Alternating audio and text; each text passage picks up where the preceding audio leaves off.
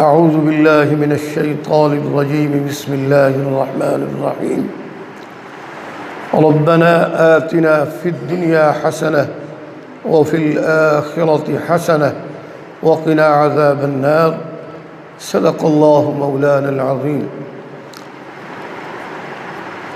حضرات گرامی،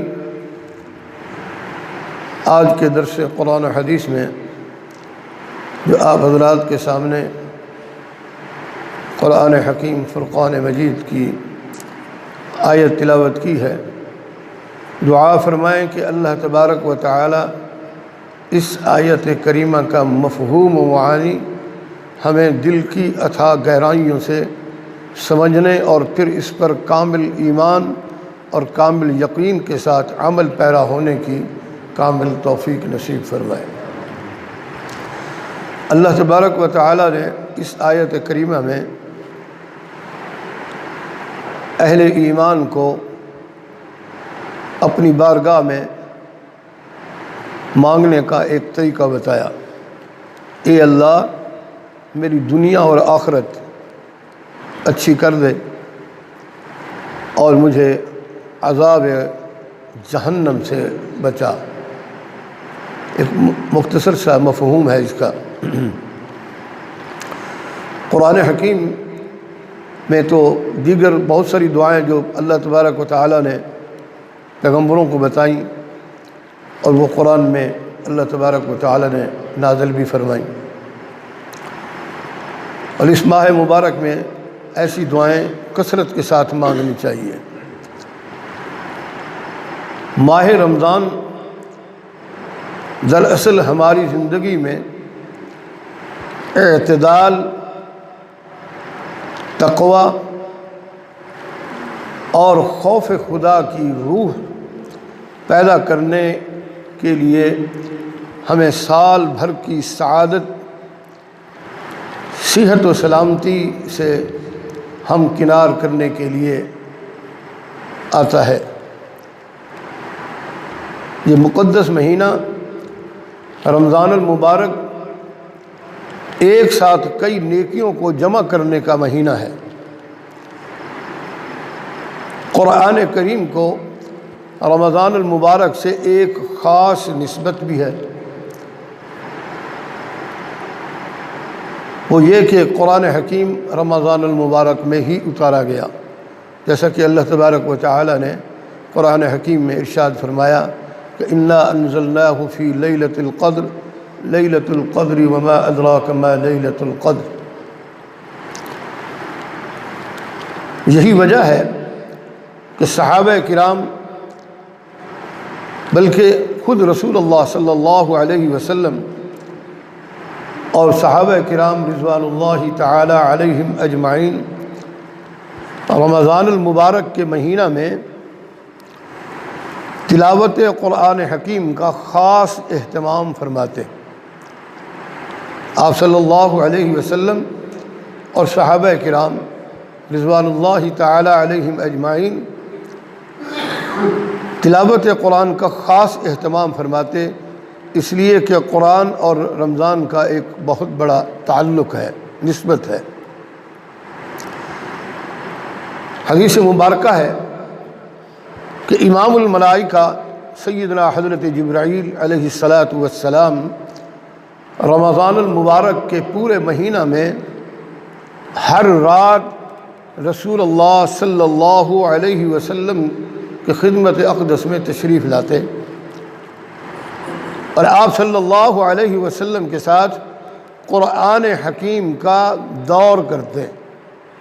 آپ نے دیکھا ہے کہ رمضان المبارک میں جو قراء حضرات حفاظ تراویح پڑھاتے ہیں، تراویح پڑھانے کے لیے وہ پورا دن اسی وقت پر صرف کرتے ہیں، اپنا وقت آپس میں ایک دوسرے کو سناتے ہیں، اسے دور کہتے ہیں۔ یہ بھی اللہ کے رسول صلی اللہ علیہ وسلم اور حضرت جبرائیل علیہ السلام کی سنت ہے جو ہمارے حفاظ اور قراء بھی کرتے ہیں۔ اسی طرح سیدنا حضرت عبداللہ ابن عباس رضی اللہ عنہ سے روایت ہے وہ فرماتے ہیں کہ رسول اللہ صلی اللہ علیہ وسلم تمام لوگوں میں سب سے زیادہ سخی تھے، تمام لوگوں میں سب سے زیادہ سخی تھے، اور آپ کی سخاوت رمضان المبارک میں اس وقت انتہا کو پہنچ جاتی جب حضرت جبرائیل علیہ السلام رمضان المبارک کی ہر رات آپ سے آ کر ملاقات بھی فرماتے اور قرآن کریم کا دور بھی کرتے۔ آپ صلی اللہ علیہ وسلم ان موقعوں پر روزانہ جب حضرت جبرائیل علیہ السلام ہر رات کو قرآن سننے اور سنانے آتے تو آپ کی طبیعت میں سخاوت آ جاتی۔ چنانچہ رسول اللہ صلی اللہ علیہ وسلم سخاوت کے اعتبار سے چلنے والی تیز ترین ہواؤں سے بھی زیادہ سخی ہو جاتے، تیز ترین ہواؤں کے چلنے سے بھی زیادہ سخی ہو جاتے۔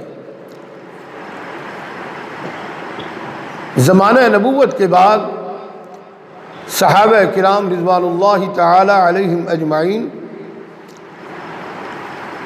اور تابعین کرام کا بھی یہی معمول رہا کہ اس ماہ مبارک میں جہاں وہ قرآن حکیم کی تلاوت فرماتے، ساتھ ساتھ سخاوت بھی کھلے دل کے ساتھ کرتے۔ غربا، مساکین اور بالخصوص قرآن حکیم کے متعلقین جن کا قرآن کے ساتھ شب و روز ایک تعلق رہتا ہے، وہ دن رات پڑھتے ہیں، پڑھاتے ہیں، جن کی زندگی کا قرآن حکیم اوڑھنا بچھونا ہوتا ہے، ان کے ساتھ بھی بھرپور تعاون کرتے۔ تو میرے دوستو، اللہ کی بارگاہ میں دعا فرمائیں کہ اللہ تبارک و تعالی رمضان المبارک کی مبارک ساعتوں کو خوشنودی کے لیے، اپنی خوشنودی کے لیے اور ذکر الہی و عبادات میں گزارنے کی ہمیں توفیق عطا فرمائے۔ بلند آواز سے آمین کہیے کہ رمضان المبارک کی جو مبارک ساعتیں ہیں یہ بڑی عظیم الشان ساعتیں ہیں۔ اس لیے اللہ تعالی ہماری عبادات کو اللہ کی بارگاہ میں یہ دعا کرنی چاہیے کہ ہماری رمضان المبارک کی جملہ عبادات، نفلی عبادات ہوں یا فرضی عبادات ہوں، ذکر الہی ہو یا قرآن کی تلاوت ہو، قبولیت سے نواز کر اس بابرکت مہینے کی بدولت